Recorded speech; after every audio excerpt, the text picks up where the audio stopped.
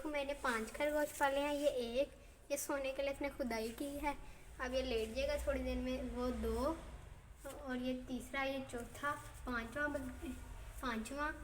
हाँ, और ये हमारे खरगोश नहीं, इनमें से एक है वो है ये जिसने 5 बच्चे दिए हैं, जिसमें से 3 काले हैं और 2 वाइट हैं। एक काला ये सो रहा, 2 वाइट, एक काला और एक काला ये रहा।